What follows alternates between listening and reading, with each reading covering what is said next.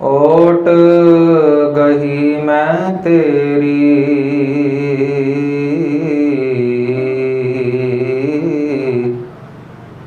ना तुम डोलो ना हम गिरते। रख लीनी हर मेरी,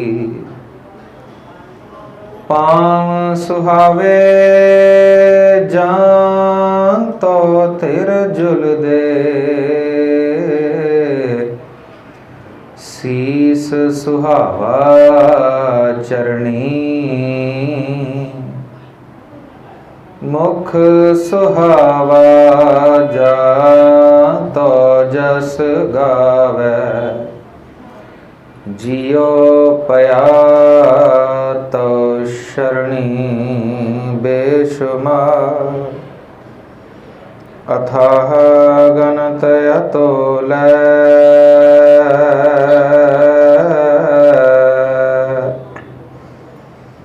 ज्यों बुलावहो त्यों नानक दास बोले। गुरु गरीब निवाज। हाजरा हजूर ज़ाहरा ज़हूर, सरब कला समरथ, चवर छतर तखत मालिक, दसां गुरुआं दी जागदी जोत, अकाल पुरख सरूप धन धन सतगुरु श्री गुरु ग्रंथ साहिब जियां दी पावन निੱਘੀ गोद दा रंग रस मान रहे गुरु प्यार वालिओ। गुरमत गुर शब्द विचारां आप जी दे सन्मुख भेंट करां। अदब सहज सतगुरां दी बख्शी फतेह गजाइए जी। वाहिगुरु जी का खालसा, वाहिगुरु जी की फतेह। प्रथम मैं एक बेनती करनी सी। जदों भी संगत जुड़ बैठे, अरदास हो रही है, हुक्मनामा हो रहा है, कथा कीर्तन हो रही है, जदों भी संगत जुड़ बैठे सतगुरां दी ताबिया एक सिंह जां सिंघणी जरूर होना चाहिए। चौर साहब जरूर झुलना चाहिए सतगुरां नूं। ताबिया एक सिंह और सिंघणी का होना लाजमी है। जदों भी संगत होवे, घट तो घट उदों तो एक सिख होवे। दूसरी मैं एक बेनती पानी सी, पिछली बार भी कर गया सी, तुसीं मुआफ़ करना, मैं फिर कर जावां। मेरी गलतियां होंदियां तुसीं मेरे सिर ते हाथ रख के सुधार लेना। पर यह बेनती है, जदों असीं किसी नूं मिलीए तो वाहिगुरू भाई साहब ना कहिए, सिर्फ की कहिए जी, वाहिगुरू जी का खालसा, वाहिगुरू जी की। चलो एक मैनूं जहन में गल आई है तो एक कविता भी आ गई है। संगत भी दृढ़ तो नहीं करा सकते। गुरु साहब का जदों स्वरूप विराजमान होए उदों कोई कविता वगैरह दृढ़ नहीं कराई जाती, संगत में सुनाई जा सकती है, दृढ़ नहीं कराई जाती। दृढ़ की हुंदा, जिवें मैं कुछ बोलां तो पिछे संगत बोले, जिवें आओ कुछ दृढ़ भी कर लेंदे हां। गुर को बल बल जाइए से, गुर को बल बल जाइए, गुर को बल बल जाइए से, गुर को बल बल जाइए, गुर को बल बल जाइए से, गुर को बल बल जाइए, बल बल जाइए से, गुर को बल बल जाइए। नारायण नरपत नमस्कार, नारायण नरपत नमस्कार, नारायण नरपत नमस्कार, नारायण नरपत नमस्कार। ऐसे गुर को बल बल जाइए, ऐसे गुर को बल बल जाइए, बल बल जाइए, ऐसे गुर को बल बल जाइए। आप मुकत मोह तर से, गुर को बल बल जाइए,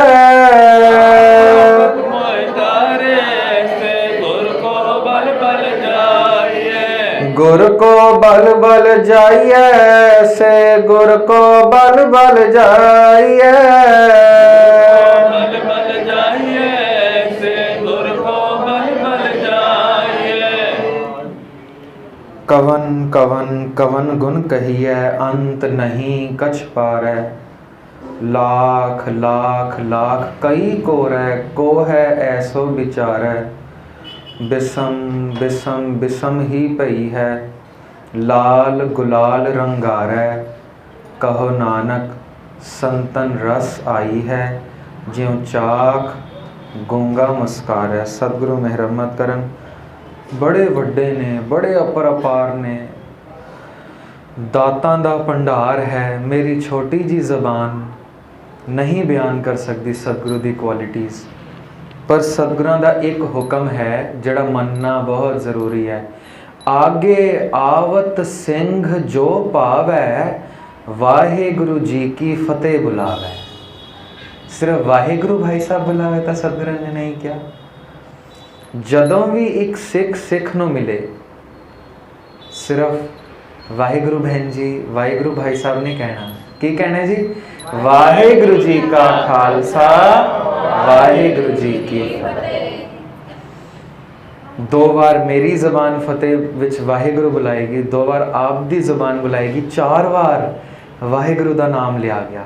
6 मिनट दे सिमरन विच कितना सिमरन ते फतेह बुलाण विच ही हो गया।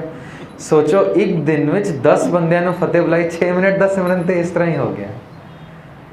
कलगीधर जी बड़े दूर दृष्ट ने, बड़े दूर अंदेश ने, कहंदे ने मेरे बच्चे नूं तरीका ते दसां सिमरन किवें कर।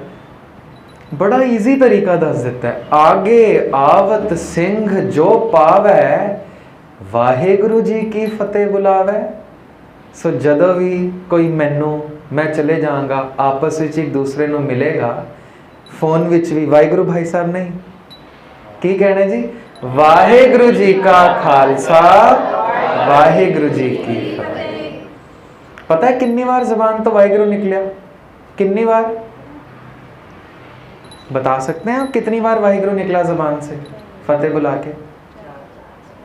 4 बार, 6 बार, 12 बार, पता नहीं कौन सी काउंटिंग हो रही है। 7 करोड़ बार। चलो एक कविता सुना देते हैं। 4 मिले 64 खिले, मिले 20 कर जोड़, सिंघन से सिंघन मिले, खिले हैं 7 करोड़। फतेह बुलाण दा लाभ ही असी अंत नहीं पा सकते। एक फतेह बुलाण नाल महज वाहेगुरु जी का खालसा, वाहेगुरु जी की फतेह कहने से 7 करोड़ बार वाहेगुरु जबान से निकलता है। 7 करोड़ बार। अभी हमने आज सुबह ही देखा था कथा के दौरान कि एक बार पैडल मारने से साइकिल चलती है, एक बार। पर जो नया नया बच्चा साइकिल चलाने सीख रहा है, वो एक बार पैडल मार के नहीं चला सकता। मुंह सिर तोड़वा लेगा एक बार पैडल मारेगा तो एक बार पैडल मारने से साइकिल चलती है, पर वो एक बार का पैडल मारना आए, करोड़ों बार पैडल मारना पड़ेगा। एक बार जबान कहे वाहेगुरु और वाहेगुरु सामने दिख जाएं, ऐसा है, मुमकिन है। पर वो एक बार का वाहेगुरु कहना आए, करोड़ बार कहना पड़ेगा।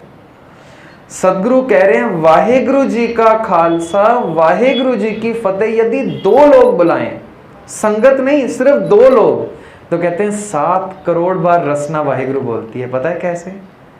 ये लिखारी कविता में कुछ यूं लिखता है, 4 मिले, कहते 2 लोग जब फतेह बुलाने के लिए आपस में एक दूसरे के सामने हैं, तो 2 हाथ प्रथम व्यक्ति जोड़ता है और 2 हाथ दूसरा व्यक्ति। कैसे जोड़ते हैं हाथ? जैसे अभी आपने जोड़े हैं। तो 4 मिले, 2 हाथ मेरे और 2 हाथ सामने वाले व्यक्ति के। 4 मिले 64 खिले। कुछ खिल जाता है क्या? 32 दांत मेरे, 32 दांत सामने वाले के, 64 खिले। फतेह बुलाने का महात्म गुरु साहब एक लिखारी बता रहा है कि फतेह बुलाने का क्या महात्म हो सकता है। 4 मिले, 2 हाथ मेरे, 2 हाथ सामने वाले के, 64 खिले, 32 दांत मेरे, 32 सामने वाले के। हाँ, अगर बच्चों के दूध के दांत टूटे हो तो वो काउंटिंग आप लेस कर लेना।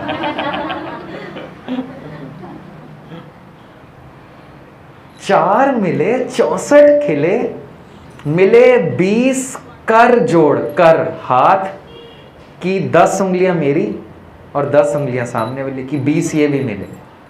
4 मिले 64 खिले, मिले 20 कर जोड़, सिंघन से सिंघन मिले, खिले हैं 7 करोड़। ऐसा है कि टिप टू टो हमारी बॉडी में सिर्फ ग्रिप्स के लिए पाँव की तली और हाथों की तली पर बाहर के ऑर्गन्स में बाल नहीं दिए खुदा ने, बाकी पूरी body tip to toe hair है। पर टिप टू टो काउंट किए कभी किसी ने? अब कैसे काउंट करेंगे? बाल लेकर बैठ जाएं काउंट करने। एक रफ एवरेज आइडिया है कि एक बॉडी पे 35 मिलियन पोर्स हैं, मतलब 3.5 करोड़ पोर्स हैं हमारी बॉडी में, और हर पोर पे एक रोम उग रहा है।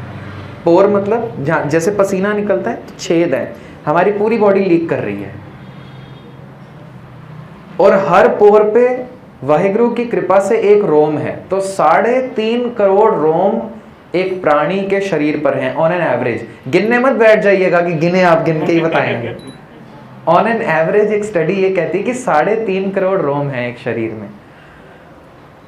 तो सदगुरु ने गुरु ग्रंथ साहिब में ये लिखा है, एक सिख जो वाहिगुरु कह कहकर रस लेना शुरू कर चुका है, जिसके ख्वाब में वाहिगुरु आने शुरू हो चुके हैं, नींद में भक्ति शुरू हो चुकी है, स्वप्न में हरमंदर साहिब या गुरु साहिब के दीदार ही चल रहे हैं, फिलहाल तो स्वप्न डरावने हैं। जब इस अवस्था तक एक सिख पहुंच जाता है तब उसको लगता है एक ज़बान बहुत छोटी है, बहुत छोटी है, बहुत छोटी है। क्या करने के लिए? रस लेने के लिए। तो वो चाहता है मैं रस लूं, और ज़बान चाहिए, कम से कम 2 ज़बान हो तो रस लूं। 2 ज़बान होती हैं तो वो कहते हैं नहीं, कम से कम 10-20 ज़बानें हो तो रस लूं। वो 10-20 ज़बानों से जब जपता है तो कहते हैं ये भी कम है, कई लाख ज़बानें हो तब रस लूं।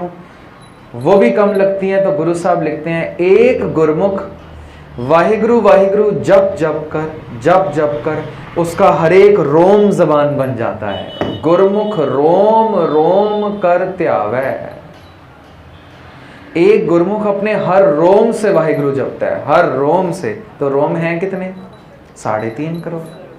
अब 3.5 करोड़ मेरे, 3.5 करोड़ सामने वाले के, और मैंने कहा वाहिगुरु जी का खालसा वाहिगुरु जी की फतेह। यदि शिद्दत पैदा हो गई तो 3.5 करोड़ मेरे और 3.5 करोड़ सामने वाले के वाहिगुरु अपनी रसना से कह रहे होंगे। इतनी बार जाप हो जाएगा। पर यदि हम कहेंगे वाहिगुरु भाई साहब, फिर एक ही बार जाप हो पाएगा। तो ये आदत डालनी है हमने। बहुत भली बात है कि आप हर बात शुरू करने से पहले, मैंने भावनगर में छोटे छोटे बच्चों से भी देखा, बड़े बुजुर्ग माताएं बहनें भाइयों वीरों सबके साथ यही देखा कि सब वाहिगुरु कह के शुरुआत करते हैं, और भला हो कि पूरी फतेह ही बुलाई जाए। लिखते हैं ना जपजी साहिब में सदगुरु, 1 2 जी भो लख हो हैं, लख हो मैं लख 20। एक जबान से 2 हो जाएं, 2 से लाख हो जाएं, लाख से 20 लाख हो जाएं, फिर उन 20 लाख जबानों से 1-1 लाख बार हर पल वाहिगुरु कहूं, कहते तब भी प्यास नहीं बुझेगी। लख लख गेड़ा आखियां एक नाम जगदीश। तो कहते यदि इतना सिमरन भी शुरू हो जाए ना, तो अभी ये पहली पौड़ी चढ़नी शुरू करी है। एत रा, ये रास्ते की, एत रा पत पवड़ियां चढ़िए हुए 21, उस एक से मिल जाएंगे कभी। पर सदगुरु कह रहे हैं होछी बात है, कुछ सिमरन शुरू ही नहीं किया अभी तूने, सिर्फ 20 लाख जमाने 1-1 लाख बार 1 सेकंड में कह रही है, तो सिमरन कुछ है ही नहीं, अभी तो बहुत करना है। कहते हैं कुछ भी नहीं है, अभी हमने शुरू ही नहीं किया। सदगुरु कह रहे इतना करने के बाद भी कुछ नहीं है। एत राह पत पवड़ियां चढ़िए होए 21। कहते मानो ये बात ऐसी है, सुन गल्ला आकाश की कीटा आई रीस। कीड़ी चल रही है धरती पर, आकाश को देखकर सोचे मैं भी कभी परिंदा बनूं, आकाश की गहराई नाप लूंगी। कहते हैं अभी कीड़े मकोड़े हो, सिमरन में कीड़े मकोड़े हैं। यदि 20 लाख जबाने 1-1 लाख बार वाहिगुरु सिमरन हर पल कह रही हो, तो कहते हैं अभी कीड़े मकोड़े ही हो, हमने अभी शुरू ही नहीं किया। तो शुरुआत यहीं से करें। जब किसी को मिले कहीं ना कहीं से तो शुरुआत करनी है ना। इंग्लिश का वो फ्रेज है, चैरिटी बिगिंस एट होम। खैरात को घर से शुरू करें, अपने आप से शुरू करें, संवारना किसी और को नहीं, अपने आप से। तो जब भी किसी को भी मिले, आप यदि फतेह नहीं बुलाएंगे ना, बच्चों में आदत नहीं आएगी बच्चे भी मुझे बाहर मिलते हैं, वाहिगुरु भाई साहब करते हैं।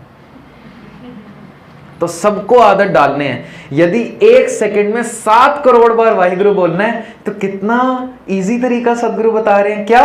वाहिगुरु जी का खालसा, वाहिगुरु जी की फतेह। कितना इजी तरीका है। हम 6 मिनट से शुरू करें, कितने ही मिनट हो जाएंगे 7 करोड़ बार, कब जप सकेंगे हम? सदगुरु ने इजीएस्ट तरीका बता दिया, फतेह बुलाइए, जपते रहिए वाहिगुरु। ये जो हम रोज कथा में कह रहे हैं खुदा खुदा हो जाना है, खुदा हो जाना है, खुदा हो जाना है, फिर मूल मंत्र के मीनिंग्स भी करते हैं। कर्ता पुरख के बच्चे बहुत अच्छा मीनिंग्स बताते हैं। कर्ता पुरख का क्या मीनिंग है? क्या अंश? वो क्रिएटर है और अपनी क्रिएशन के बीच में बैठ गया। कहां कहां बैठ गया? सदगुरु कहते हैं एकल माटी कुंजर चींटी, भाजन है बहु नाना रे, अस्थावर जंगम कीट पतंगम, घट घट राम समाना है। सभय घट राम बोले, रामा बोले, राम बिना को बोले रे। हर जगह है खुदा, हर जगह है। आप यकीन करते हैं हर जगह? दिखता नहीं है पर है हर जगह। मानते हैं हम? गुरु ग्रंथ साहब तो यही कहते हैं। एक प्रोफेसर रोज क्लास में आता है, बच्चों को कहता है खुदा हर जगह है और हर वक्त हमें देख रहा है। मस्कीन साहब ये उदाहरण बहुत बार देते थे, हम उन्हीं की याद मनाने बैठे। कहते वो हर रोज क्लास में आता था, बच्चों को ऐसे ही ग्रीट करता था मॉर्निंग में, खुदा हर जगह है और हमें हर वक्त देख रहा है। कई साल बच्चों को याद ही हो गया। टीचर आएगा तो बोलेगा क्या? खुदा हर जगह है और हमें हर वक्त देख रहा है।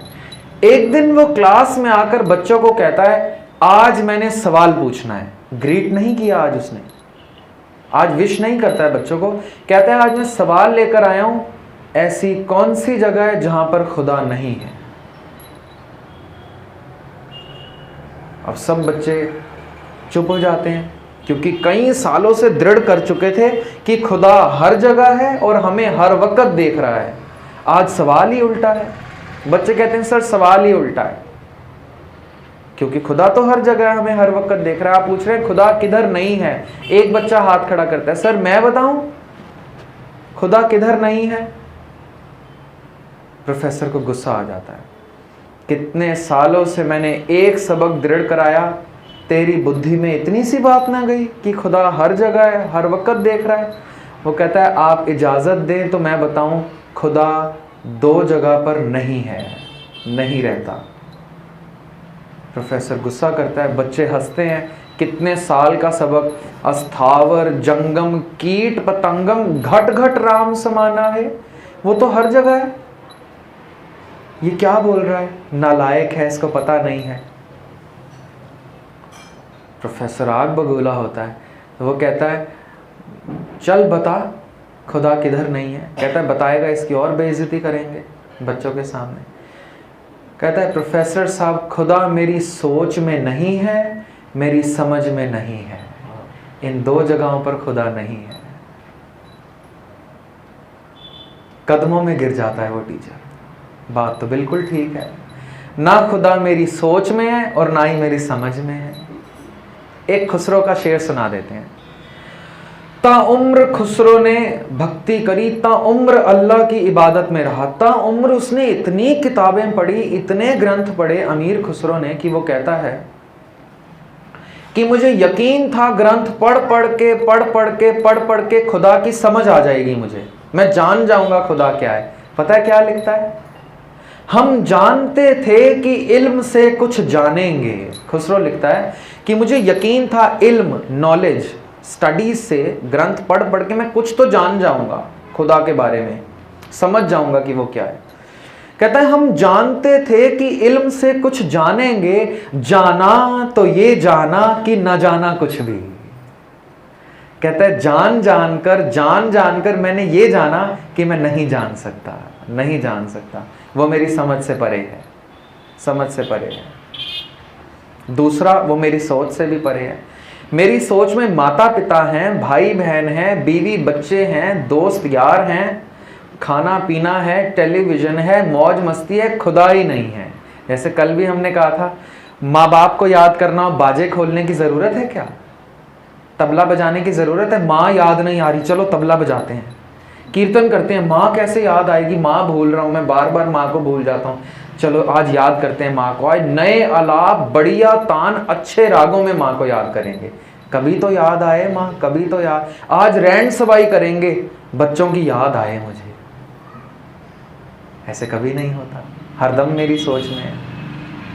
पर मस्कीन साहब कहते हैं माँ को याद करना है, पिता को याद करना है, बच्चों, भाई बहनों, दोस्त मित्रों को याद करना है, कोई बाजे बजाने की ज़रूरत नहीं, कोई तबले खड़काने की ज़रूरत नहीं, खुदा को याद करना है। आओ संगत में, खोलो बाजे, पीटो ढोल नगारे, बजाओ तबले। कहते इतना सब कुछ करने के बाद भी मैं यकीनन कहता हूँ नहीं आती उसकी याद, नहीं आती। तो खुदा मेरी सोच में नहीं है और मेरी समझ में भी नहीं है। ये दो जगहें हैं जहां पर खुदा नहीं है। इन्हीं दो जगहों में से एक जगह में खुदा आ सकता है, मेरी सोच में, समझ में तो कभी नहीं आ सकता, कभी नहीं आ सकता। मूसा पैगंबर हुए यहूदी धर्म के। हिंदुस्तान ने 4 बड़े धर्मों को जन्म दिया है, ऐसे ही मिडिल ईस्ट ने भी 4 बड़े धर्मों को जन्म दिया है। कौन कौन से? मिडिल ईस्ट के 4 बड़े धर्म हैं यहूदी, ईसाई, पारसी और इस्लाम। ये 4 बाहर मिडिल ईस्ट के धर्म हैं, यहूदी, ईसाई, पारसी और इस्लाम।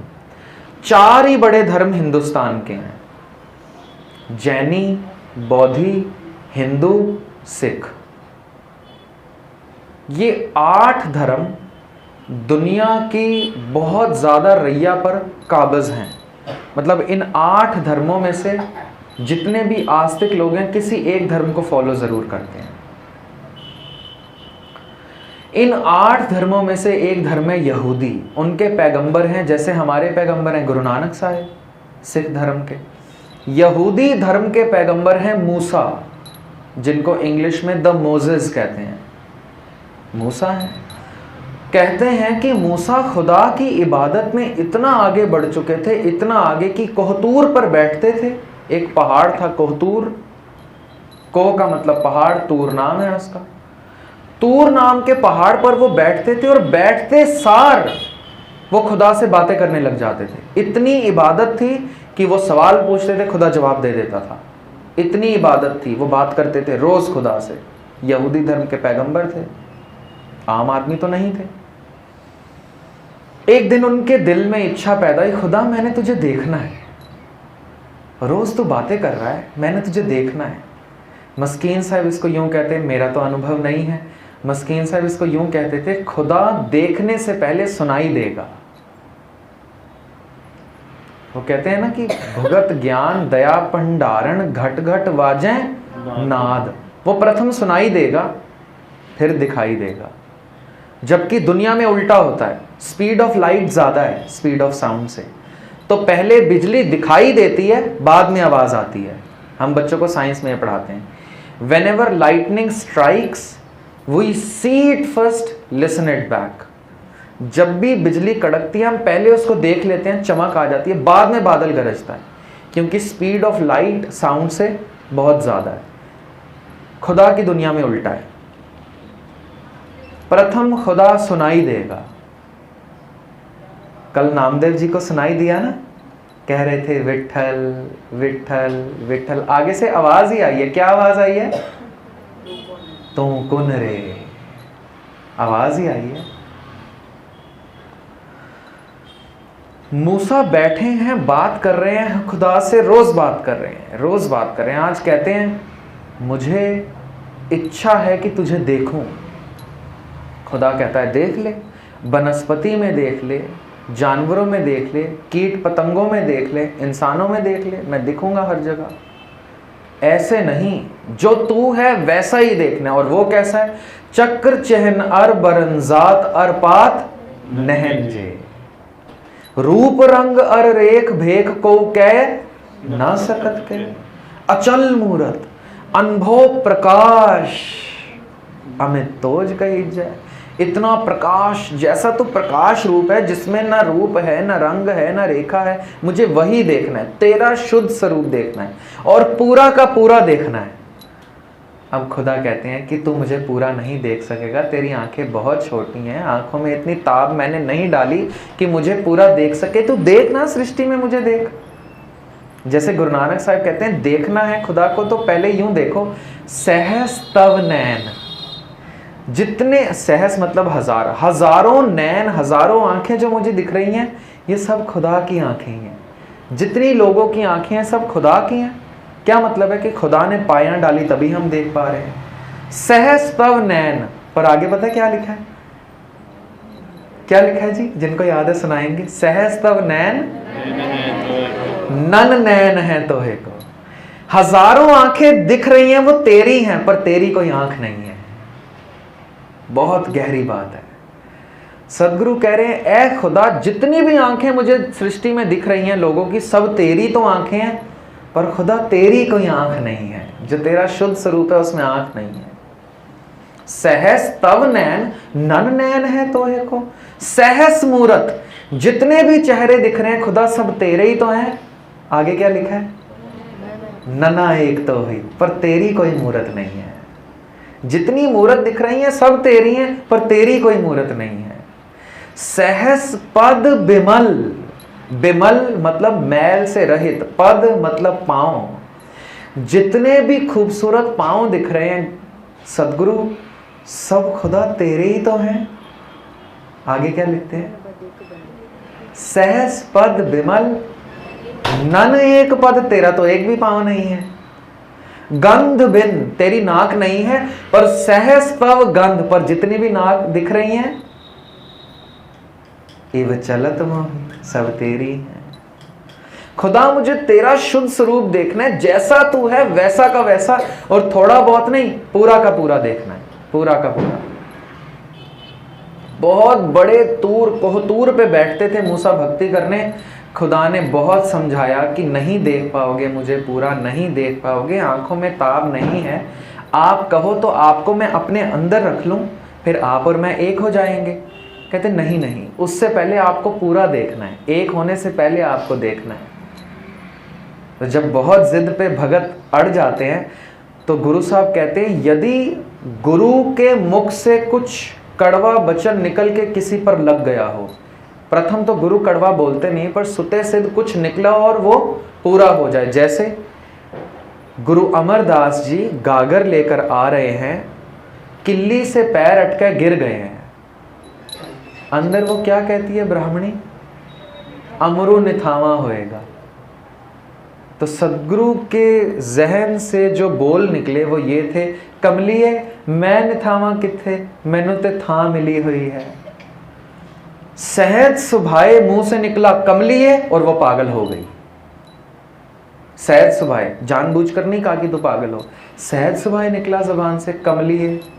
ऐसे ही एक बार जब सदगुरु गद्दी पर विराजमान थे गुरु अमरदास जी, एक रानी आई है सदगुरु के दर्शन करने घूंघट निकालकर। सदगुरु कहते हैं हमारी संगत में औरत और मर्द बराबर हैं, यदि मर्द घूंघट नहीं निकालता आपको भी चेहरा छिपाने की जरूरत नहीं है, हटाएं घूंघट। वो नहीं हटाती तो सदगुरु कहते हैं कमलियां दी तरह घुंड नहीं लईदा हुंदा, और वो कमली हो जाती है। अब खुदा ये कहता है कि यदि मेरे कहने से किसी को कुछ श्राप, कुछ वचन लग गया हो मेरे कहने से, तो वो वचन मेरा भक्त काट सकता है। वो वचन भक्त काट सकता है, उल्टा सकता है, पर यदि भक्त ने किसी को कुछ कह दिया तो मैं उसको उल्टा नहीं सकता। गुरु ग्रंथ साहिब में शब्द है, मेरी बांधी भगत छड़ाए, बांधे भगत ना छूटे मोहे। कहते मैं किसी को वचन में बांध दूं तो भगत से आप विनय करके वो वचन हटवा सकते हैं, पर यदि भक्त के मुंह से कुछ निकल जाए तो वो मैं भी नहीं छुड़वा सकता। अब मूसा जिद पर अड़ गए, मैं तेरा भक्त हूं, पूरा दिख मुझे, पूरा दिख। खुदा कहते हैं ठीक है। खुदा प्रकाशमान होते हैं। यहूदी धर्म का इतिहास लिखता है जिस पहाड़ पर बैठ के मूसा भक्ति कर रहे थे, खुदा के प्रकाशमान होने पर पूरा पहाड़ मिट्टी हो जाता है, नेस्तो नाबूद हो जाता है। खाक हो जाता है, इतना नूर बर्दाश्त ही नहीं कर सकता और मूसा अंधे हो जाते हैं। इतना प्रकाश देखकर मूसा की आंखों की ताब चली जाती है, कदमों में गिरते हैं, तरला लेते हैं, मुझे आंखें वापस कर। कहते तूने तो पूरा देखना था, अभी तो मैं आया ही नहीं था, अभी तो परछाई आ रही थी मेरी, मैंने तो अभी आना था। कहते हैं आपकी छाया में इतनी रोशनी है कि सूरज, आफताब जो है आपकी छाया का जर्रा है, मिट्टी का एक कण, आपके अंधेरे के मिट्टी का कण सूरज है जो इतनी रोशनी दे रहा है। यह आपके घर का अंधेरा है, आपका प्रकाश में पूरा नहीं देख सकता। तो खुदा को सोच में लाया जा सकता है पर समझ में पूरा नहीं लाया जा सकता। सुकरात जा रहे हैं, समंदर के किनारे से जा रहे हैं। The Socrates, wisest man of the world, कहते हैं सबसे ज्यादा बुद्धिमान यदि कोई व्यक्ति है तो पढ़ाते हैं द सोक्रेट्स, पंजाबी में सुकरात कह देते हैं। सुकरात बुजुर्ग हो गए हैं, समंदर के किनारे टहल रहे हैं। एक बच्चा बहुत रो रहा है, बहुत रो रहा है। इनके मन में दुविधा है, खुदा को लेकर कुछ परेशानियां, अध्यात्म मार्ग में चल रही हैं। ये बच्चा रो रहा है, तंग कर रहा है इनको। जैसे हम सिमरन करके हटते हैं तो पंखे का शोर तंग करता है, किसी बच्चे की बात दुखी करती है, ऐसे किसी के मन में सिमरन चल रहा हो, कोई संगत में बैठा, किस अवस्था में उसको छेड़ना नहीं चाहिए। संगत में बैठने का भी लहजा तरीका यह है कि किसी के साथ हम छुएं ना। कोई किस अवस्था में बैठा है, किस रमज में बैठा है, हम उसको डिस्टर्ब तो नहीं कर देंगे। अब ये रमज में सुकरात चल रहे हैं, बच्चा रो रहा है, बहुत रो रहा है, बहुत रो रहा है। सुकरात पास चले गए, चुप कराऊं, क्यों रो रहे हो? वो प्याला चाहिए। वहां पर लोग प्याला बना रहे हैं, कुम्हार कटोरियां बना रहा था। मुझे प्याला चाहिए, मेरे माँ बाप नहीं लेकर दे रहे, मुझे प्याला चाहिए, प्याला चाहिए। सुकरात कहता है रोना चुप हो, एक प्याला खरीद के उसको पकड़ा देता है। चुप बच्चा। सुकरात फिर थोड़ी शांति में टहल रहे हैं, फिर रोने की आवाज, और तेज तेज रो रहे हैं। ये फिर पीछे आया, अभी तो प्याला दिलवाया, अब किस बात का रोना? प्याला बहुत छोटा है, प्याला बड़ा चाहिए, बड़ा चाहिए और बड़ा चाहिए। कुम्हार को कहकर बड़ा प्याला बनवाते हैं, प्याला देते हैं, बच्चा चुप। थोड़ा आगे जाते हैं, फिर वही शोर, फिर चीख पुकार, फिर रोना। सुकरात आते हैं, बहुत गुस्सा करते हैं, तेरे को चाहिए कुम्हार की सारी मिट्टी के प्याले बनवा देता हूं, चुप रह बस। कहते प्याला और बड़ा चाहिए, और बड़ा। कितना बड़ा? कि समंदर आ जाए प्याले में, इतना बड़ा चाहिए। प्याला देख रहा है बच्चा और रोए जा रहा है, समंदर नहीं आ रहा है, मैं क्या करूं, समंदर नहीं आ रहा है, बड़ा बनवा दो प्याला। अब सुकरात झाड़ कर डांट कर इसको निकल पड़ते हैं, तेरी इतनी भी अकल कोई नहीं कि समंदर बहुत बड़ा है, बहुत बड़ा है, तेरे प्याले में नहीं आ सकता, जितना मर्जी बड़ा प्याला बना ले। समंदर बहुत बड़ा है, बहुत बड़ा है, बहुत गहरा है, बहुत गहरा, नहीं आ सकता। अब इस बच्चे का रोना बंद ही ना, डांट भी पड़ गई है बुजुर्गों से। अब सुकरात वहां से जल्दी जल्दी जाने की कोशिश करते हैं, इसका तो रोना बंद होगा नहीं। थोड़ा ही आगे पहुंचे होते हैं, पीछे से हंसी की आवाज आ जाती है। खिलखिला के हंस रहा है वो बच्चा, जोर जोर से हंस रहा है। पीछे देखते हैं, लगता है सदमा न लग गया हो, मैंने डांट दिया, अब हंस रहा है। पास जाते हैं, क्या हुआ है, प्याला कहाँ है? कहते समंदर आ गया प्याले में। समंदर कैसे आ गया? कहते आपने मुझे बहुत भली अकल दी, प्याला बहुत छोटा है, प्याला बहुत छोटा है, समंदर बहुत बड़ा है, प्याले में नहीं आ सकता। मैंने प्याला ही दे मारा है समंदर में, समंदर प्याले में नहीं आ सकता। प्याला तो समंदर में जा सकता है। बुजुर्ग हैं सुकरात, अध्यात्म के इसी मार्ग पर अड़े थे, इस 5 साल के बच्चों के कदमों पर दंडवत करते हैं। मुझे नहीं पता था खुदा ने तेरे में आके जवाब देना था। मैं इतनी सालों से यही जद्दोजहद कर रहा हूं, खुदा समझ क्यों नहीं आ रहा, पूरी तरह समझ क्यों नहीं आ रहा। आज तूने समझा दिया, वो बहुत बड़ा है, बहुत बड़ा है, बहुत बड़ा है। मेरी समझ में वो नहीं आ सकता, पर मेरी समझ उसमें जा सकती है। संपूर्ण आत्मसमर्पण करके, हाथ खड़े करके गुरु को अपना आपा वार देना, यही कर सकते हैं। गुरु को अपने अंदर नहीं समाया जा सकता, गुरु के अंदर समा सकते हैं। एक संत के पास एक व्यक्ति आए हैं, सचखंड जाना है, हमने सचखंड जाना है, मरने से पहले जाना है। नामदेव जी कहते हैं मुए हुए जो मुक्त देहोगे मुक्त न जाने कोयला, जीते जी सचखंड जाना है। बताओ सचखंड में क्या होता है?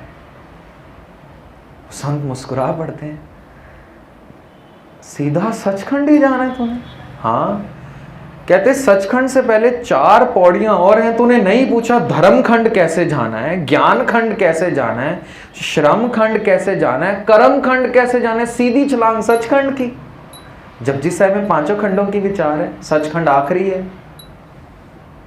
नहीं, मुझे सचखंड जाना है, सचखंड जाना है, सचखंड जाना है। बताओ सचखंड में क्या है? कहते सचखंड जाना है, सुनेगा सचखंड में क्या है? हाँ बताओ सचखंड में क्या है? कहते सचखंड में सब कुछ है, सब कुछ है, सब कुछ है, बस तू नहीं है। जाना है सचखंड? तो आग लगे ऐसे सचखंड को जहां मैं ही नहीं हूं, क्या करूंगा जाके? सचखंड में वाकई सिर्फ मैं नहीं हूं, तू ही तू है। वहां सचखंड वसै निरंकार, और जहां पर निरंकार है वहां पर जब हम होते तब तू नहीं। जब मैं हूं मेरा है, तब तक तो वो नहीं है। अब तू ही मैं नहीं। खुदा के दीदार होते सार मैं खत्म हो जाऊंगा। अब मैं को खत्म करने का भी तरीका है, अहंकार खत्म करना। किसी को मस्कीन साहब ने बता दिया कि मैं नहीं होनी चाहिए अंदर, तो उस व्यक्ति के बच्चे का नाम सरबजीत सिंह था। तो वो अपनी पत्नी को अब यूं बुलाना शुरू कर चुका है, क्योंकि मस्कीन साहब ने कहा अंदर मैं होगी तो खुदा नहीं मिलेगा। तो अपनी पत्नी को कुछ यूं बुलाता है कि सरबजीत के पापा तुझे बुला रहे हैं। अपने आप को यूं संबोधन करता है, ये नहीं कह रहा कि मैं बुला रहा हूं, ये सोच बैठा कि मैं कहूंगा तो खुदा नहीं आएगा। उसने मैं का रूप बदल दिया, पर मैं वहीं पे है। तो मैं मिटनी चाहिए। एक और उदाहरण दे दूं, कबीर साहब का एक सेवक है जिसका नाम है राई। क्या नाम है जी? राई एक मसाला होता है, बहुत छोटे दाने होते हैं उसके। राई को कबीर साहब ने खूब खुदा का पाठ पढ़ाया और प्रचार के लिए किसी शहर में भेज दिया और कहा जब जब हम हाल चाल पूछें तो चिट्ठी लिख भेजना। जब हमें लगेगा कि आपकी भक्ति पूरी हो गई है तब हम आपको अपने पास बुला लेंगे। कई साल गुजरते हैं, चिट्ठियां कबीर साहब मंगवाते हैं, फिर उसको और तरीका बताते हैं, अभी और भक्ति की ज़रूरत है, और भक्ति की ज़रूरत है। कई सालों बाद एक चिट्ठी में सवाल डालते हैं, मन का क्या हाल है? जवाब आता है चिट्ठी का, मन आनंदित है, खुशी में है, खेड़े में है, दुख रोग चिंता कलेश अब मुझे नहीं छू पाता है। लोगों की भलाई में परमात्मा की भलाई दिखती है, लोगों की सेवा में परमात्मा की सेवा दिखती है। ऐसा जाप रहा है कि शरीर मिट्टी है, आप जैसे गुरु मिल गए, जन्म दुर्लभ था, बड़ा कीमती बन गया, आपका सेवक दास राई। चिट्ठी आ जाती है, कबीर साहब जवाब नहीं भेजते चिट्ठी का। अब राई खुद आ जाते हैं, कबीर साहब के पास आते हैं, कहते हैं भगवान इतनी मेरी मन में चढ़ती कला हो कि दुख और रोग मुझे पो ही ना रहे हो, छू ही ना रहे हो, डरा ही ना रहे हो, और आप अभी भी मुझे बुलाते नहीं हैं, क्या बात है?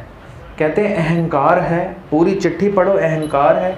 चिट्ठी पढ़ते हैं, कहीं अहंकार नहीं, बताएं कहाँ अहंकार है? कहते ऊपर का तो सब ठीक है, नीचे आपने क्या लिखा? कहते दास राई। कहते राई जितना अहंकार भी नहीं चाहिए। अभी आपको गुमान है कि चिट्ठी आप लिख रहे हैं, नीचे नाम लिखते हैं दास राई। हैरानी नहीं होती? 6 गुरु साहिबों ने गुरबाणी लिखी है, एक भी गुरु साहब ने गुरु नानक साहब के अलावा अपना नाम दर्ज नहीं किया। राई जितना अहंकार भी नहीं चाहिए। शब्द है महला पहला, महला दूजा, महला तीजा, चौथा, पंजवां और 9वां, पर सब नानक नाम की मोहरी लगा रहे हैं। सब क्यों? राई जितना अहंकार भी नहीं चाहिए। खुदा मेरी समझ में नहीं आ सकता, मेरी सोच में बैठ सकता है, पर शर्त है राई जितना अहंकार भी नहीं चाहिए। तो इस अहंकार को दूर करने के बड़े सारे तरीके हैं, उनमें एक सबसे सुखैन तरीका भाई गुरदास लिखते हैं, वाहे गुरु गुर मंत्र है जप होमै खोई। वाहेगुरु जपने से अहंकार दूर हो जाता है। कितना आसान तरीका है, सिर्फ जबान कहे वाहे गुरु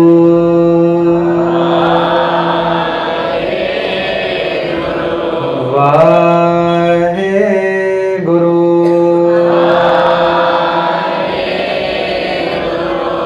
वाहे गुरु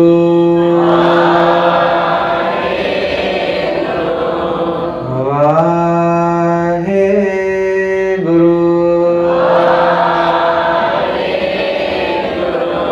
वाहे गुरु।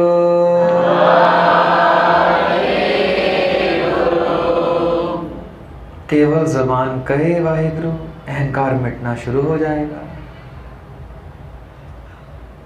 खुदा का कृत नाम है, एक कर्म नाम है और एक सत नाम है। कर्म नाम है, खुदा ने जैसा जैसा कर्म किया उसको वैसे वैसे नाम मिले, जैसी किसी की दृष्टि। किसी ने देखा खुदा हर जगह है, हर जगह है, उसने कहा राम है, ये तो राम है, रम्या हुआ है। किसी ने देखा कि श्री कृष्ण के पेट पे तड़ागी बांधी है, धागा बांधते थे, तो उन्होंने कहा इनके तो उदर में दाम बंधी है, नाम पड़ गया दामोदर, दामोदर। किसी ने कहा बड़े आकर्षित करते हैं, तो नाम पड़ गया कृष्ण, कृष्ण, खुदा का नाम। किसी ने कहा ये तो हमारे दुख चोरी कर लेते हैं, नाम पड़ गया हरि। हरि का मतलब होता है चोर। हरि के 70 से ज्यादा मतलब है, उसमें से एक मतलब है चोर।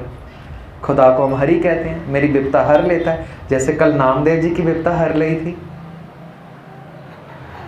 पर वाहेगुरु कर्म नाम नहीं है, राम कर्म नाम है, अल्लाह सबसे बड़ा कर्म नाम है, कृष्ण कर्म नाम है, गॉड जनरेटर ऑपरेटर डिस्ट्रॉयर कर्म नाम है। वाहेगुरु कर्म नाम नहीं है, वाहेगुरु सत नाम है। सत नाम मतलब खुदा का शुद्ध स्वरूप कैसा है, वो फीलिंग है वाहेगुरु। जब सदगुरु कहते हैं तब सर्व नाम कथय कवन कर्म नाम बरनत सुमत, जाप साहब में कहते हैं तेरे सारे नाम तो खुदा मेरे को नहीं पता, पर जो तेरे कुछ कर्म नाम हैं वो मैं बता देता हूं कि तू काल में नहीं आता, नमस्त्वं अकाले, तू सब पर दया करता है, नमस्त्वं कृपाले, तेरा रूप नहीं है, नमस्तं अरूपे, तेरी उपमा बहुत है मैं कर ही नहीं सकता, नमस्तं अनूपे। कर्म नाम लिख रहे हैं सदगुरु, पर कहते हैं खुदा का सत नाम है जो वो है वाहेगुरु। वाहेगुरु एक फीलिंग है, कल भी मैंने बच्चों के साथ डिस्कस किया, आज भी संगत में रख दें। एक ओंकार से गुरप्रसाद के मीनिंग्स तो बच्चों को पता चल गए। वाहेगुरु का मतलब जानते हुए हमने ये देखा, एक बच्चे ने मुझे बताया कि वाहेगुरु का मतलब है विष्णु नहीं वासुदेव, क्या कहा था, वासुदेव हरि गोविंद राम, कहते हैं ऐसे वाहेगुरु बने। इनके यानी 4 ही अवतार पवित्र है, बाकी कृष्ण, अल्लाह, दामोदर, विठल, हरि, पीतांबर, श्वेतांबर, पैगंबर, ये नाम सब झूठे हैं, निरंजन, सिर्फ 4 ही अवतार पवित्र हुए फिर तो ये अवतारों के नाम नहीं है। गुरु नानक साहब खुदा की भक्ति में लगे और जब खुदा ने दीदार किए तो उनकी जबान से निकल गया वाह। कुछ एक्स्ट्रॉर्डिनरी चीज हम देख लें तो हमारी जबान कह देती है वाह वाह। कुछ अचंभित गुरु नानक साहब ने देखा तो उनकी जबान ने कह दिया वाह। ऐसा अचंभित क्या देखा, वाहेगुरु 3 शब्दों का सुमेल है, वाह जमा गु जमा रू। गु गुफा से बना है और गुफा में क्या होता है, अंधेरा। तो गुरु साहब की जबान से निकला वाह।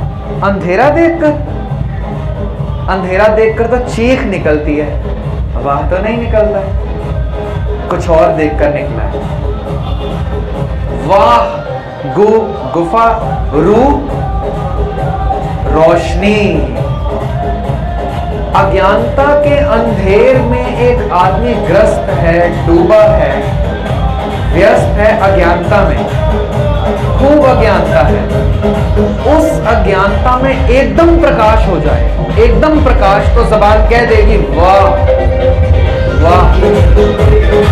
भाई गुरदास कैसे लिखते हैं, सतगुरु नानक प्रगटया मिटी धुंध जग चानन। कैसे चानन हुआ, ज्यों कर सूरज निकलिया तारे छपे अंधेर पलवा। जैसे सूरज निकले, चांदनी रात के चांद और तारे छिप जाते हैं। अज्ञानता के अंधेर में खुदा ने ऐसी रोशनी दी कि गुरु नानक साहब की जबान ने कह दिया वाह, हमें मंत्र दे दिया वाह गुरु। इस अज्ञानता में रोशनी प्रदान करने वाले खुदा, वाह वाह। तो वाहिगुरु जो है ये कर्म नाम नहीं है, ये सत नाम है, ये एक फीलिंग है खुदा को मिलने के बाद की।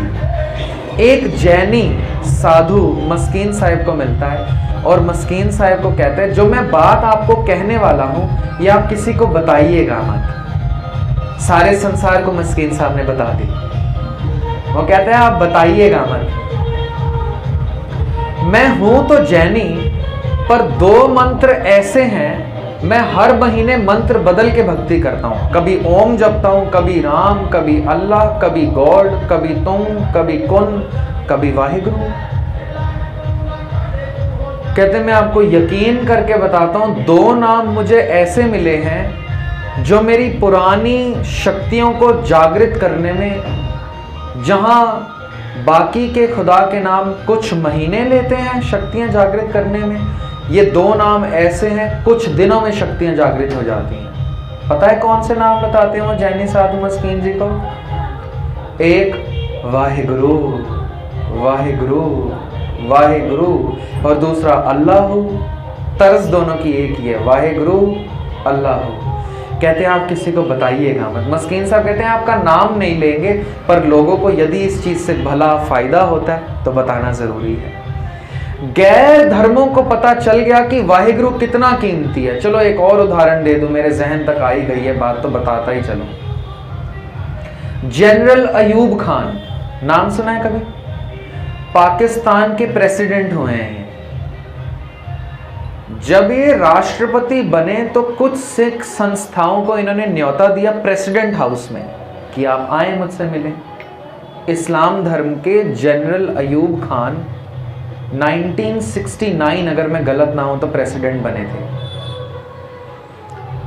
जनरल अयूब खान ने कुछ सिखों को न्योता दिया और ये सिख गए हैं प्रेसिडेंट हाउस। क्या देखते हैं, जनरल अयूब खान के कमरे में घुसते ही इनकी कुर्सी के बिल्कुल ऊपर दीवार पे पंजाबी में लिखा था एक ओंकार सतगुर प्रसाद। मुसलमान है प्रेसिडेंट, कंट्री भी मुसलमान है भी राष्ट्रपति। पंजाबी में लिखा है एक ओंकार सतगुर प्रसाद। दाहिने हाथ पर और बाहिने हाथ पर मूल मंत्र लिखा हुआ है पूरा, एक ओंकार से गुरप्रसाद तक। बाइने हाथ पर उर्दू में, दाहिने हाथ में पंजाबी में। ये हैरान हो जाते हैं, सोचते हैं किसी सिख का दफ्तर रहा होगा, पर एक इस्लामिक कंट्री में सिख का दफ्तर कैसे रहेगा। पूछ लेते हैं आपके कोई जानकार सिख हैं जो आपको ये गिफ्ट दे गए हैं? कहते जानकार तो हैं, आप मिलवा सकते हैं? कहते नहीं, क्योंकि वो सिख नहीं है। कहते यदि जानकार सिख नहीं है तो ये आपको कौन दे गया? कहते सिखों के गुरु मिले थे मुझे, वो दे गए हैं। हैरानी की हद नहीं रहती। एक राष्ट्रपति इस्लाम धर्म से नाता है जिसका, इस्लामिक कंट्री का, वो ये बात कैसे कर रहा है? तो बात बताते, कहते मैं बहुत छोटा था, स्कूल जाता था, मुझे कभी समझ नहीं आती थी सबक क्या पढ़ा रही हैं टीचर्स। रोज डंडे पड़ते थे मुझे, रोज मार पड़ती थी। होमवर्क देते थे घर पे, होमवर्क मुझे समझ नहीं आता था क्या दिया, तो घर पे माँ बाप भी मारते थे, उधर अब्बा अम्मी मारते थे और स्कूल में टीचर्स मारते थे। कहते मैंने स्कूल छोड़ना शुरू कर दिया, बंक करना शुरू कर दिया। स्कूल से दौड़ जाता था, कभी कहीं छिप जाऊं कभी कहीं छिप जाऊं, पर जब पता चल जाए कि आज मैं स्कूल नहीं गया तो अब्बा और पीटते थे। कहते मुझे पढ़ाई से, अब्बा अम्मी से, स्कूल से और टीचर से नफरत हो गई थी। कहते एक दिन गणित का सबक था और मुझे यकीन था मुझे एक अक्षर भी पल्ले नहीं पड़ेगा। कहते मैं भाग गया स्कूल से और मैं एक दीवार के पीछे सट के छिप के बैठा था, वो दीवार गुरुद्वारे की थी। कहते भाई साहब आ गए, उन्होंने देखा और मुझे पूछते हैं अयूबा स्कूल नहीं जाना आज? तो कहते हैं मैं रो पड़ा, बच्चा था और भाई साहब से लिपट गया कि भाई साहब मैं स्कूल नहीं जाऊंगा, मारते बहुत हैं मेरे टीचर्स। कहते चल फिर तेनों घर छोड़ आवा। कहते घर तो बिल्कुल नहीं जाऊंगा, वहां तो और मारते हैं। कहते सबक समझ आता नहीं है, पढ़ा क्या रहे हैं, ऊपर से होमवर्क मिलता है, मुझे कुछ पता नहीं चलता। रोज मार पड़ रही है स्कूल में और घर पे। मैं स्कूल छोड़ दूंगा, घर भी छोड़ दूंगा, भाग जाऊंगा। छोटा सा बच्चा है अयूब खान। कहते हैं तकड़ी मेरे बस्ते से निकाल कर उसके ऊपर भाई साहब एक ओंकार से गुरुप्रसाद तक उर्दू में लिख कर देते हैं। कहते हैं ये पढ़ और गुरु नानक आज तेरे साथ होंगे, स्कूल चले जा, मार नहीं पड़ेगी। कहते मैंने 2 मिनट में पढ़ लिया। एक ओंकार सतनाम करता पुरख निर्भव निर्वैर अकाल मूरत अजूनी सैभम गुर प्रसाद। कहते मैंने पढ़ लिया और पढ़ते पढ़ते पढ़ते पढ़ते, क्योंकि भाई साहब देख रहे थे, स्कूल जाना पड़ा, साथ ही दीवार थी। कहते पहला दिन था मेरी जिंदगी का जब टीचर ने मुझे नहीं पीटा। कहते सबक आज भी मुझे समझ नहीं आया उसने क्या पढ़ाया, होमवर्क में आज भी नहीं करके गया था, पर मुझे मार नहीं पड़ी। कहते पकड़ी मैंने तख्ती, मैंने कहा ये तो बड़ा अच्छी जादू की छड़ी मिल गई है। पकड़ी तख्ती, वही तख्ती पढ़ता पढ़ता घर चला गया। एक ओंकार सतनाम करता पुरख निर्भव निर्वैर अकाल अजूनी सैभम गुर प्रसाद। कहते यही पढ़ता पढ़ता घर चला गया। पहला दिन था, ना अब्बा ने पीटा ना अम्मी ने पीटा। कहते बस फिर क्या था, दिन रात मैंने इस कलाम को पढ़ना शुरू कर दिया। और कहते हैं आप सिखों ने गुरु नानक को देखा है या नहीं देखा, आप यकीन करें मेरे साथ ही बैठते हैं। वो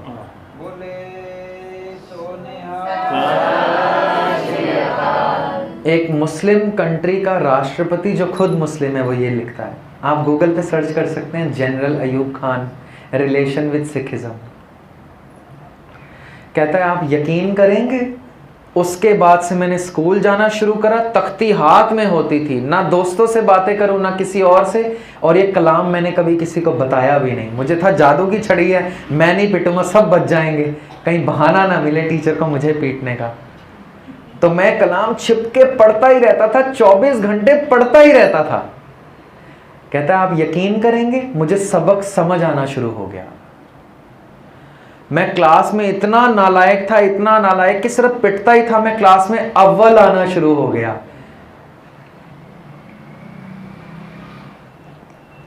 ये ऐसी जादू की छड़ी है। कहते हैं आप और यकीन करेंगे मैंने इस जादू की छड़ी का साथ छोड़ा ही नहीं, मैं आज तक नहीं पिटा। जनरल अयूब खान वाहद ऐसे राष्ट्रपति हैं, सिर्फ इकलौते ऐसे राष्ट्रपति पाकिस्तान के जो अनअपोज्ड थे, जिनकी ओपोजिशन में कोई पार्टी नहीं बैठी थी। कहते मैं पिटा ही नहीं कभी किसी से, कोई आवाज उठाने को उनके खिलाफ तैयार नहीं था। राष्ट्रपति की कुर्सी से पाकिस्तान का रिकॉर्ड है, जितने भी राष्ट्रपति उतरे या जेल गए हैं या मारकर उतारा गया है। जनरल अयूब खान वाहद ऐसे राष्ट्रपति हैं जिन्होंने रिजाइन करा है, खुद हटाना नहीं चाहता था पाकिस्तान। कहते ऐसी जादू की छड़ी आप लोगों के पास है, कहीं मार नहीं खाएंगे, कहीं मार नहीं खाएंगे। अफसोस सिखों को पता ही नहीं है क्या जादू की छड़ी हमें मिल गई है। एक गुर मंत्र वाहेगुरु, दूसरा मूल मंत्र। एक इस्लाम धर्म के आम आदमी नहीं, राष्ट्रपति का भरोसा है। अपनी चेयर के ऊपर लगाते हैं, क्या लगाते हैं? एक ओंकार सतनाम करता पुरख निर्भव निर्वैर अकाल मूरत अजूनी सैपम गुरुप्रसाद। कलगीधर जी ने, शायद मैं बात पहले भी बता चुका हूं, एक दिन अपनी मौज में बैठे थे तो पिताजी आवाज दे के कहते हैं कि कोई सिख बच्चा मुझे पूरा गुरु ग्रंथ साहिब का पाठ ज़बानी सुना दे, वो भी इतने वक्त में जितने वक्त में मैं घोड़े की रकाब पर पांव रख के घोड़े पर बैठ जाऊं। प्रथम तो गुरु ग्रंथ साहिब पूरा कौन सुनाए, वो भी ज़बानी, और दूसरा इतने वक्त में कि रकाब पर पांव रखें और बैठ जाएं, 1-2 सेकंड भी नहीं लगेंगे। कोई है ऐसा बच्चा? सब घबराते हैं, कभी शमशीर निकाल लेते हैं, कहते हैं एक सिर चाहिए, 80,000 में भगदड़ मच जाती है। नए से नया चैलेंज खड़ा है यहाँ पे, तो कह रहे हैं पूरा गुरु ग्रंथ साहिब सुनाइए ज़बानी, वो भी तब जब रकाब में पांव रखूं और बैठ जाऊं काठी पर, कुछ सेकंड में। पूरे गुरु ग्रंथ साहिब जी का पाठ करने में कम से कम भी अगर लगातार करें 48 घंटे चाहिए, अखंड पाठ साहिब। ये कुछ सेकंड में इनको कौन सुनाएगा? सब सोचते हैं क्या बोल रहे हैं, इनको पता ही नहीं चलता। एक सिख हाथ जोड़ के सदगुरु के चरणों में आते हैं, सदगुरु आप कृपा करें तो सेवा मुझे बख्शें। सब कहते हैं बताओ क्या हो गया है इसको, कहाँ पूरा गुरु ग्रंथ साहिब, चलो ज़बानी अगर इस पे कृपा करी भी सदगुरु ने, इसको ज़बानी हो गया वो पूरा गुरु ग्रंथ साहिब, पर सुनाएगा कैसे 2 सेकंड में? बड़ी दूर दूर तक खबर फैल जाती है, कल पूरा गुरु ग्रंथ साहिब सुनाने वाला है एक सिख, वो भी जब सदगुरु रकाब पर पैर रखेंगे और काठी पर बैठेंगे तब तक में। अगले दिन सदगुरु घोड़ा भगाते हैं और खुद दौड़ते रकाब पर पैर रखते हैं, इशारा हो जाता है सुनाओ शुरू करो। अब सारी संगत देख रहे, रकाब पर पांव रखे, आधे तो बैठ ही गए हैं घोड़े पे, अभी पूरे भी बैठ जाएंगे, क्या शुरू करेगा क्या समाप्ति करेगा? सदगुरु एक पांव रखते हैं, दूसरा पांव रखने ही वाले होते हैं, ये सिख यहां से कहता है एक ओंकार सतगुर प्रसाद, सदगुरु बैठ जाते हैं। अब सारे सिख हैरान, ये तो मूल मंत्र भी पूरा ना पढ़ सका, क्या गुरु ग्रंथ साहिब सुनाएगा? बैठते सार सदगुरु उतर जाते हैं, उतरते सार इसको गले लगा लेते हैं। कमाल की तई, पूरा गुरु ग्रंथ साहिब तेनू कंठ सी, कमाल की तई। सारे हैरान होते हैं, सदगुरु इसने तो अभी शुरू ही नहीं किया। कह रहे जहां इसने शुरू किया यही अंत है, यही अंत है। सारे गुरु ग्रंथ साहिब जी का क्रक्स, समरी, जिस्ट यही है, खुदा एक है, खुदा एक है और सच्चे गुरु की कृपा से मिलता है। यही पूरे गुरु ग्रंथ साहिब का अंत है कि खुदा एक है। 10-12 मूर्तियां, 8-10 चित्र, कुछ कब्रें, कुछ धागे, कुछ तावीज, कुछ मौलियां, कुछ नग नहीं है, वो एक है और सच्चे गुरु की कृपा से ही मिलेगा और कहीं से नहीं मिलेगा। यही है पूरे गुरु ग्रंथ साहिब जी की समरी। कितनी हैरानी है, इतनी छोटी सी बात को समझाने के लिए 5868 शब्द लिखे हैं। क्या समझाने के लिए? खुदा एक है और सच्चे गुरु की कृपा से मिलेगा। इतनी सी बात समझाने के लिए 239 साल लगाए हैं। आप सोच रहे हैं मैं 4-5 दिन की कथा में समझा दूंगा? 239 साल लगे हैं सिर्फ यही समझाने के लिए, खुदा एक है, सच्चे गुरु की कृपा से मिलेगा। बस यही बात 1469 गुरु नानक साहब प्रकाशमान होते हैं समझाने के लिए। 1708 कलगीधर जी इस संसार से शरीर करके जा रहे हैं सिर्फ यही समझाने के लिए, खुदा एक है, सच्चे गुरु की कृपा से मिलेगा। पर अफसोस इतना समा उन्होंने हम पर जाया किया, अपने बच्चे, अपना परिवार सर्वंस लुटा दिया ये समझाने के लिए कि गुरु ग्रंथ साहिब ही सच्चे गुरु हैं, इनके अलावा और किसी के आगे शीश न झुकाना, सर्वंस वार दिया। 7 साल 9 साल के बच्चे झुके नहीं। वजीर खान ने यह भी कहा था हम कचहरी बंद कर देते हैं, एक बार सिर्फ सिर झुका दीजिए, हम बाहर बताएंगे भी नहीं। एक बार सिर्फ सिर झुका दीजिए, आपको छोड़ देंगे। कहते एक बार सिर कलगीधर के आगे झुक चुका है, अब ये कट सकता है, झुक नहीं सकता। 7 साल और 9 साल और छोटा देखें, 3.25 साल उम्र है, बंदा सिंह बहादुर जी के बेटे। इनको भी कहा सिर्फ सिर झुका दो। डराते हैं, पिता पूछते हैं बच्चे डर तो नहीं लग रहा? कहते पिताजी डर वो क्या होता है? निर्भव। निर्भव, खुदा यदि निर्भव है उसके सिख भी निर्भव है। क्यों? रहरास में रोज पढ़ते हैं, जिन हर निर्भव त्याया जी, तिनका भव सब गवासी। निर्भव जपै सगल भव मिटै। 239 साल का सफर, फिर लगभग 400 साल से सदगुरु अगुवाई कर रहे हो हमारी, हमें बता रहे हो बार बार साहिब मेरा एको है भाई, एको है। फिर हम दर दर की ठोकरें खाएं। उनके बलिदान, उनकी कुर्बानियां, उनकी शहादतें, उनकी मशक्कत सब व्यर्थ कर दी हमने, सब व्यर्थ। इतनी सी बात समझना आई, सिर्फ यही समझाने के लिए वो आए थे। खुदा एक है, सच्चे गुरु की कृपा से मिलता है। मैंने भाई साहब को रहत मर्यादा दी है और मैं उम्मीद करता हूं जब तक मैं अगली बार नहीं आता यहाँ,